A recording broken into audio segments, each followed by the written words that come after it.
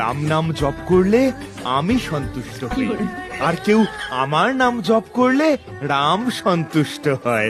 কালকেই তো ভগবান রামের জন্মতিথি। দূর দূর দূর, তুই আমার হাতে তেল লাগাচ্ছিস নাকি টিভি দেখছিস? তোর ওই বালের তেল লাগাতে হবে না আমার। যা যা, তুই টিভি দেখ যা। সেই সময় থেকে বলছি যে একটু তেল লাগিয়ে দে, দেবে না। ওইদিকে তাকিয়ে সে টিভি দেখেই যাচ্ছে। যা, তোর তেল লাগাতে হবে না, তুই ভাগ। একটা বয়স্ক মানুষ কথা বললে মানুষের শোনে, আর এ তো শোনার তো নাম নেই, তারপরে আবার উল্টো পাল্টা। এবার কিন্তু বেশি গালাগালি করলে তোমার নিচেরটাও টিপে দেবো কিন্তু। তাই বেশি আমার সাথে কথা বলবা না, ঠিক আছে? দাদু, তুমি কিন্তু 3 দিন ধরে আমাকে জ্বালিয়ে যাচ্ছ। আজকে এই করে দে, আজকে মাথা টিপে দে, আজকে পা টিপে দে। এত কাজ কে করবে? তোমার চাকর আমি। তোমার কথা অনেক শুনেছি, আর না। দাঁড়া, তোর মার কাছে গিয়ে সব কথা বলছি, তারপরে দেখি তুই কি করে বাড়িতে থাকিস, তাই না দেখে। না, এইসব কথা যদি মা জানে তাহলে তো আমাকে আস্ত রাখবে না রে, আমাকে নির্ঘাত বাড়ি থেকে তাড়িয়ে দেবে। ইয়ে মানে দাদু, আসলে তো আমি মজা করছিলাম। আচ্ছা দাদু, আমার মা ফর্সা, আমার বাবা ফর্সা, তা আমি এত কালো হতে গেলাম কেন? কারণ তুই তোর বাবার বান্টুর কালারের হয়েছিস, এই জন্যই তো এত কালো হয়েছিস, দেখছিস না?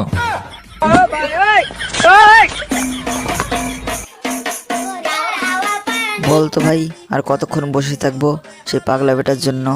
এখনো সেই আসার নাম নেই। সেই বলল সকাল সকাল চলে আসবো, দেখ এখন কত বাজে, আসার কোনো নাম নেই। আবার নিজেকে নিজেকে স্মার্ট বয় বলে, ও আমার বাল বয়। হ্যাঁ গো পচদা, তুমি ঠিকই বলেছো। ওকে একটা কাজের সময় ঠিক পাওয়া যাবে না, আবার এসে দেখবে ঠিক সেই বড় বড় ডায়লগ দেবে। আমি বলি কি, এইভাবে বসে না থেকে ওকে ফোন করো, তাহলে দেখা যাবে। হ্যাঁ ঠিকই বলেছিস, এতদিন পরে তুই একটা সময় মতো কাজের কথা বললি, তাছাড়া তো কোনোদিনও তুই কাজের কথা বললি না। দাঁড়া, ফোন করি আগে। হ্যালো পাগলা বেটা, ইয়ে মানে স্মার্ট বয় স্পিকিং। কে বলছেন আপনি? কোথা থেকে বলছেন? আরে পচা বলছি রে, পচা। চিনতে পারছিস না? তুই কোথায় আছিস এখন? তোর আসার কথা ছিল, আজকে চুরি করতে যাব, ভুলে গেলি তুই? এই আমি আসছি, আমি দাদুকে একটু তেল লাগিয়ে দিচ্ছি, দাঁড়া। এতক্ষণ ধরে কোথায় তেল লাগাচ্ছিস? তোর দাদুর বান্টুতে?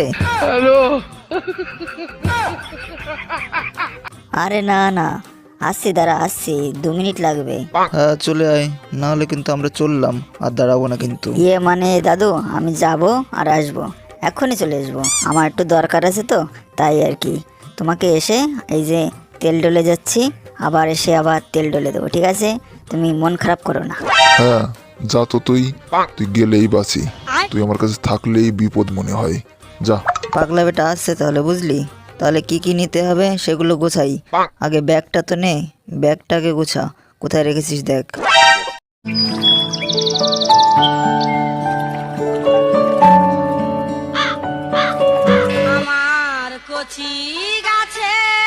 না, শান্তি আর কোথাও নেই।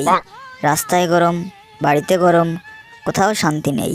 যেখানে যাও সেখানেই গরম। আর হয়েছে আমার লেওড়া বন্ধু আমার, এখন যে কেন ফোন করে ডাকাডাকি করে বুঝিও না। এর থেকে বাড়িতে থাকলে একটু শান্তিতে থাকি।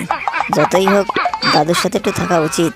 হ্যাঁ চলে এসছে ভাই, চল এখনই যাবো তাহলে, অনেকটাই লেট হয়ে গেছে অলরেডি। চল চল চল। আচ্ছা তোর এত লেট হলো কেন? কি করিস বাড়িতে? ঘাস খাস? না না, মনে হচ্ছিল দাদুর সাথে মনে হয় টুনটুনি নিয়ে খেলছিল, চুপ কর তো। বুঝলে? আরে না না, আমার দাদু এসছে বুঝলি তো, প্রত্যেকদিন আমাকে ডিস্টার্ব করছে, জ্বালাচ্ছে। কি যে করি, একটা আইডিয়া দে তো, দাদুকে কি করে তাড়ানো যায় বাড়ি থেকে, বুঝতে পারছি না। শোন, তাহলে আমার কাছে একটা আইডিয়া আছে। আজকে রাত্রে গিয়ে তোর দাদুর পিছনে লঙ্কার গুঁড়ো দিয়ে দেবো, তাহলে দেখবি একদিনই চলে যাবে, থাকবেই না। বুঝলাম। তাহলে আজকে রাত্রে যাবি আমাদের বাড়ি, গিয়ে আজকে দাদুকে সোজা করব, তারপরে মিশন কমপ্লিট করবো, ঠিক আছে? তুমি কি